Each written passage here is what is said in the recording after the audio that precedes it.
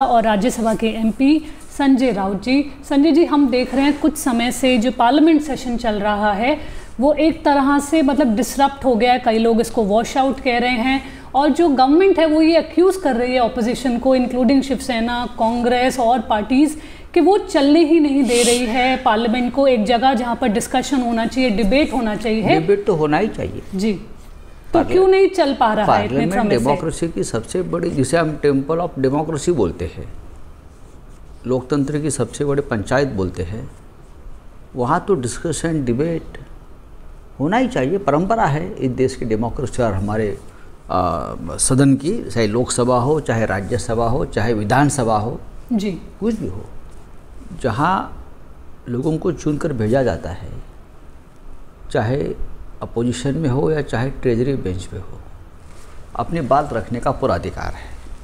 खास करके जब बात राष्ट्रीय सुरक्षा की आती है, देश हित की आती है, जनता की आती है, तो ज़रूर सरकार और विपक्ष दोनों ने एक साथ आकर ऐसे मामले पे चर्चा करनी चाहिए। सदन में मतभेद हो सकते हैं ना, सरकार और, इसलिए तो सरकार है, विपक्ष है जी।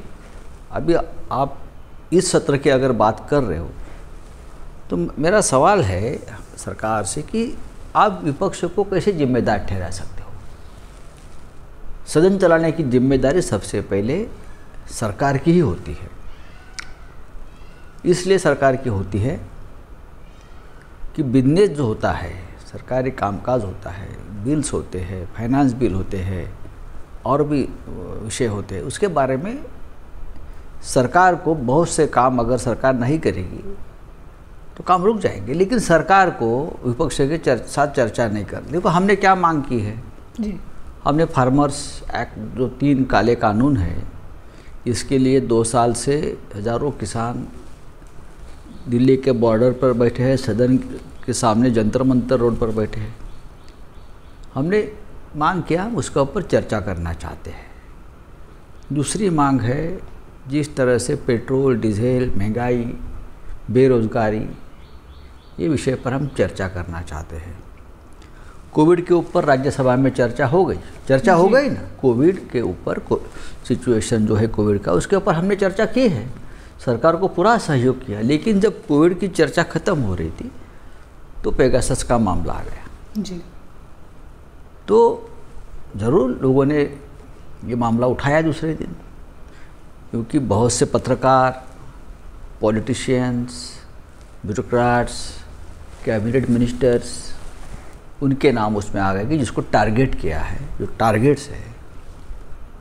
और कोई इजराइल की कंपनी है जिसको किसी ने हायर किया है, उनको पैसे दिए हैं, उनके ऑफिशियल लिस्ट में हिंदुस्तान का नाम है, तो ये नेशनल सिक्योरिटी का मामला बनता है। अगर उसके ऊपर हम चर्चा मांगते हैं, देखो कितनी होती है चर्चा, 3 घंटा, 4 घंटे, 3 आवर्स, 4 आवर्स सरकार के ऊपर। तो सरकार क्यों भाग रही है? सरकार को भागना नहीं चाहिए। अगर उनको लगता है कि हम कुछ गलत बोल रहे हैं, हमारे पास गलत जानकारी है, तो ये सरकार बता देगी। ये विपक्ष मूर्ख है, हमारे पास कोई जानकारी नहीं है, हम झूठ बोल रहे हैं।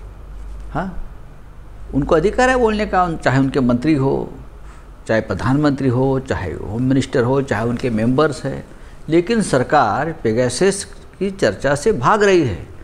भागने से डाउट बढ़ जाता है, आप कुछ छुपा रहे हो, आप कुछ दबा रहे हो, आप जनता को या देश को गुमराह कर रहे हो, डाउट बढ़ जाता है, उससे मामला बिगड़ गया है। आप चर्चा करो ना। सरकार अगर चाहती तो पहले दिन, दूसरे दिन, तीसरे दिन 3 घंटे की, 4 घंटे की चर्चा है, चर्चा सुननी है, चाहे प्रधानमंत्री हो, चाहे गृह मंत्री हो, गृह मंत्री द अथॉरिटी, आकर रिप्लाई करना है। और क्या है डेमोक्रेसी में, और क्या होता है पार्लियामेंट में, उससे आप मुझे बताइए। पर अश्विनी वैष्णव जी ने एक पूरा स्टेटमेंट दिया। देखिए, अश्विनी वैष्णव कल मंत्री बने, उनका ही नाम आया है पेगासस की लिस्ट में, वो क्या जवाब देंगे? वो केंद्रीय मंत्री है, उनको अभी ओथ लेकर 1 महीना भी नहीं हुआ है। ये गृह मंत्रालय से जुड़ा हुआ मामला है, आपको बताना चाहता हूँ जी। ये IT डिपार्टमेंट से जुड़ा हुआ मामला नहीं है, ये सरकार को समझना चाहिए। देखो, अश्विनी वैष्णव की बात हो सकती है, लेकिन ये मामला है गृह मंत्रालय से जुड़ा हुआ मामला है, ये नेशनल सिक्योरिटी का मामला है, तो जवाब देने की जिम्मेदारी है गृह मंत्री की, प्रधानमंत्री की। ठीक है, प्रधानमंत्री नहीं बता सकते तो गृह मंत्री जी को आकर बोलना चाहिए। भागने की क्या ज़रूरत है? इतने बड़े बड़े नेता है ये, इतने हिम्मत वाले नेता है ये, मर्द नेता है ये, क्यों भागते हो? आपके पास इतना भारी बहुमत है, आपके पास इतने बड़े बड़े तोपखाने अंदर बैठे हैं, आपको लगता है ना, तो हमसे डरने की बात ही नहीं होनी चाहिए। सर, पीएम ने ये भी बोला कि उनके जो अभी पूरा जो कैबिनेट उन्होंने एक्सपैंड किया और उसमें काफ़ी सारे एससी, ओबीसी, दलित समाज के मिनिस्टर्स आए और वो उनको इंट्रोड्यूस भी नहीं कर पाए इस वजह से, क्योंकि चली क्या नहीं। उससे पहले दलित ओबीसी मंत्री नहीं थे क्या? पंडित नेहरू के ज़माने से मनमोहन सिंह की कैबिनेट, ये तो देश की परंपरा है। देश के सभी समाज के वर्ग को कैबिनेट में हमेशा स्थान मिलते आया है। बाबू जगजीवन राम से लेकर अभी देखिए ना कितने मंत्री हो गए। तो ये छोड़ दीजिए, ये तो पॉलिटिकल स्टेटमेंट है और उससे जनता गुमराह नहीं होती। सर, आज भी अगर आप देखेंगे तो लोकसभा में 3 बिल पूरे पारित हो गए हैं, लेकिन कोई डिबेट डिस्कशन ये पारित नहीं हुए हैं, ये जोर जबरदस्ती से किया हुआ काम है ये जी। ये तो डेमोक्रेसी के ऊपर रेप है, मैं बोलता हूँ हत्या है। आप बिना चर्चा, बिना डिबेट जिस तरह से बिल को पारित कर रहे हो, इंश्योरेंस का बिल है, डिबेट होना चाहिए ना जी। आज एक ट्राइबल का बिल था, ट्रिब्यूनल का, चर्चा होना चाहिए, क्यों नहीं हो रही है? सरकार भी नहीं चाहती कि सदन चले ठीक से। सरकार को ये जो बिल है निकालना है, बिना चर्चा निकालना है। आप कह रहे हैं कि गवर्नमेंट खुद ही ये कोशिश कर रही है? गवर्नमेंट ही जिम्मेदार है। देखिए कितने बार मोदी जी और गृह मंत्री जी सदन में आए, आपने देखा है क्या? आपने देखा है? प्रधानमंत्री जी या गृह मंत्री जी हमारे इस 14-15 दिन में कितने बार लोकसभा राज्यसभा में आए? हमने तो नहीं देखा है। सर, आप लोग लेकिन ऑपोजिशन ने आज एक मीटिंग की और एक तरह से प्रेस कॉन्फ्रेंस हुई जिसमें आप लोगों ने एक तरह से कोऑपरेट करने के लिए जो कॉन्स्टिट्यूशनल अमेंडमेंट बिल है, जिससे राज्य सरकारों को ये एक तरह से फ्रीडम मिलेगी, खुद की जो ओबीसी लिस्ट बनती है वो स्टेट्स बना पाए, इसके ऊपर आप लोगों ने कहा है कि हम लोग समर्थन करेंगे। देखिए ये तो एक सोशल जस्टिस का मामला है। बहुत से राज्य में ये जो आरक्षण का मुद्दा उठा है, खास करके महाराष्ट्र का अगर मुद्दा तो बहुत सेंसिटिव है, मराठा आरक्षण जी। बिल तो लाया है, अगर बिल लाया है, कॉन्स्टिट्यूशनल अमेंडमेंट है, 2/3 मेजॉरिटी से मंजूर होना चाहिए जी, और हाउस ऑर्डर में होना चाहिए ऐसे काम के लिए। तो हम ज़रूर कोशिश करेंगे। अगर देश के और जनता के हित में एक बिल लाया गया है, हमारे जो भूमिका है हम वहाँ रखेंगे, लेकिन हम पूरा कोऑपरेशन करने की कोशिश करेंगे। सर, आपने देखा होगा पिछले कई समय से हम ये सुनते आए हैं एक ऑपोजिशन यूनिटी। अभी हमने देखा ममता जी आई, उन्होंने काफ़ी बोला कि एक यूनाइटेड फ्रंट होना चाहिए। अभी राहुल गांधी जी ब्रेकफास्ट मीटिंग कर रहे हैं, एक साइकिल यात्रा निकली, काफ़ी इसके बारे में सुना है, देखा है। बट आपको क्या लगता है, इतनी सारे अलग पार्टीज़ हैं, डिफरेंट आइडियोलॉजीज़ हैं, व्यूज़ हैं, क्या एक ऑपोजिशन यूनिटी सच में आप बन सकता है? क्यों नहीं बन सकता है? बन सकता है, लेकिन अटल जी जब प्रधानमंत्री थे तो 34 पॉलिटिकल पार्टीज हम एक साथ थे इंडिया में, 34। उसमें भी अलग अलग विचारधारा, अलग अलग आइडियोलॉजी, स्टेट्स, रीजनल पार्टीज एक साथ थी, काम किया था हमने। इस बार भी अगर इस प्रकार का कोई फ्रंट बनता है अपोजिशन का, तो मुझे लगता है कि एक स्ट्रांग अपोजिशन होना और काम करना पार्लियामेंट में और बाहर, ये देश के लिए अच्छा होता है। मैं ये नहीं कहूँगा कि एक फ्रंट बन गया और तुरंत हम सत्ता पर आ गए जी। हुआ है, जब एक अच्छा फ्रंट बना है तो ज़रूर उसका फ़ायदा हुआ है। लेकिन आज लोकसभा में लीडर ऑफ अपोजिशन नहीं है,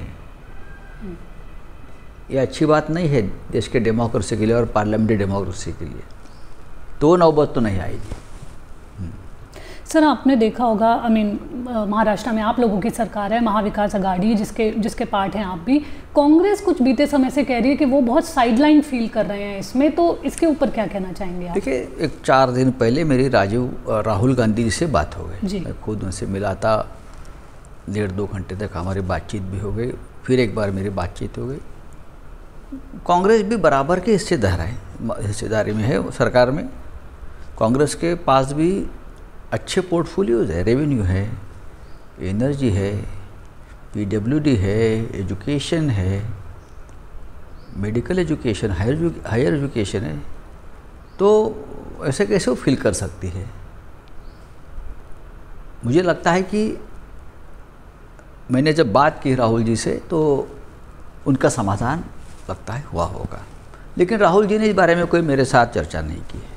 बट खुद राहुल जी या सोनिया जी कभी जब से आप लोगों की सरकार बनी है तब से उनकी उद्धव जी से कोई मीटिंग नहीं हुई है, तो उस बैकग्राउंड को अगर हम देखें तो आपकी मीटिंग इम्पोर्टेंट हो जाती है। जब उद्धव जी मुख्यमंत्री बने थे और दिल्ली में आए थे तो प्रियंका जी और सोनिया जी से उनकी मीटिंग हो गई थी, और जब भी ज़रूरत पड़ती है तब मुख्यमंत्री सोनिया जी से सीधे बात कर लेते हैं। मैं आपको बताना चाहता हूँ, जब भी जरूरत पड़ती है डायरेक्ट उनकी बात होती है, कोई बीच में नहीं है, डायरेक्ट फोन उठाकर सोनिया जी से बात करते। तो कोई मनमुटाव नहीं है? कोई नहीं है, कुछ नहीं है।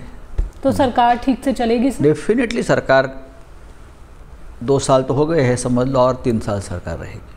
सरकार को कोई खतरा और काफ़ी आपका जो प्रॉक्सिमिटी है शरद पवार जी से, उसके बारे में भी बात होती है कि इस वजह से भी ये होता है कि थोड़ा साइडलाइन कांग्रेस फील करती है कि एनसीपी और शिवसेना एक साथ। ऐसा नहीं है, पवार साहब के साथ हमारा एक पुराना रिश्ता रहा है।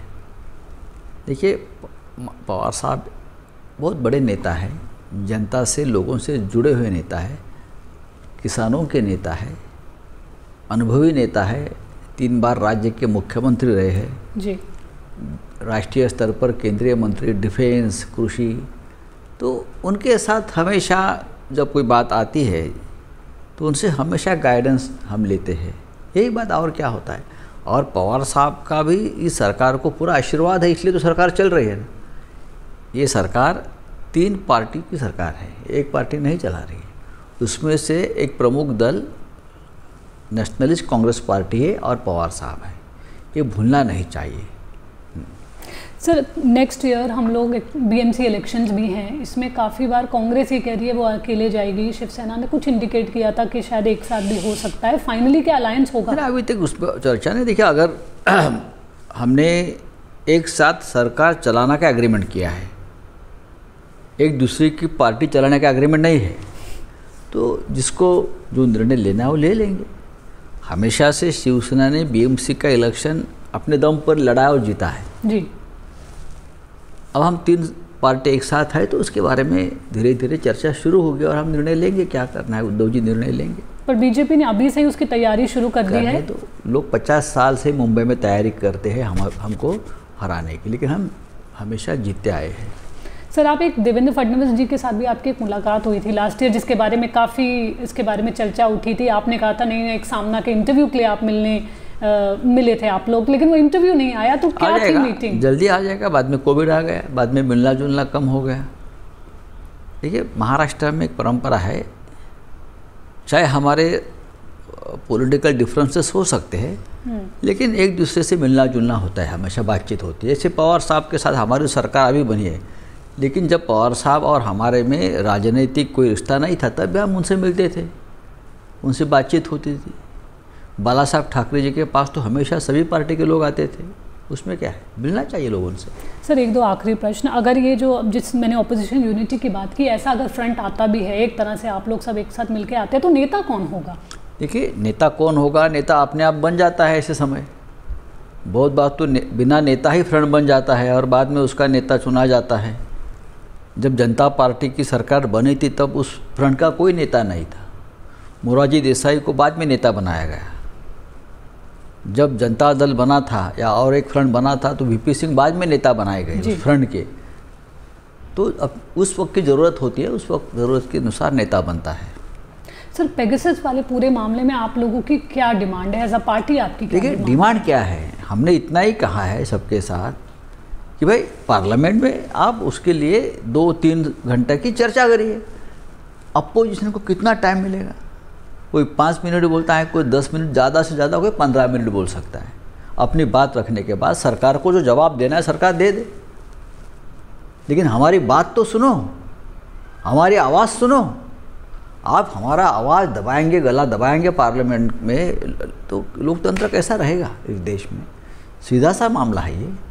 सर एक आखिरी प्रश्न, आप जैसा कि मैंने पहले कहा, एक तरफ बात हो रही है कि पूरा वॉश आउट हुआ है ये सेशन, दूसरी तरफ गवर्नमेंट ये भी कह रही है एक तरह से बहुत प्रोडक्टिव रहा है क्योंकि बहुत बिल पास हुए हैं। तो देखा ना क्या है प्रोडक्टिव, किस तरह से अत्याचार हुआ है लोकतंत्र के ऊपर। अगर उसको ही प्रोडक्टिव बोल दो तो प्रोडक्टिव हो गया। हम भी बोलते हैं कि ठीक है वॉश आउट तो नहीं किया, लेकिन हमने जिस तरह से सरकार को जवाब मांगा है सुबह से शाम तक, अभी भी चल रहा है देखो सामने जी, तो वॉश आउट नहीं हुआ है। पूरे देश को पता चला है सरकार पेगासस से क्यों भाग रही है। पर कई ऑपोजिशन लीडर्स ने भी पेपर फाड़े हैं, पूरा एक तरह से इनडिसिप्लिन का मामला क्या भी ये आया पहली है। बार हुआ है? भारतीय जनता पार्टी के साथ हम भी अपोजिशन में बैठे हैं बहुत बार, बहुत साल तक मैं भी था जी। तब क्या हुआ था, क्या होता था, उसका मैं एक विटनेस हूँ। तो छोड़ दीजिए, डेमोक्रेसी का वो एक पार्ट है। जी धन्यवाद सर हमारे साथ रहने के लिए। Thank you. This is Neelam Pandey for the print. Keep following our YouTube channel.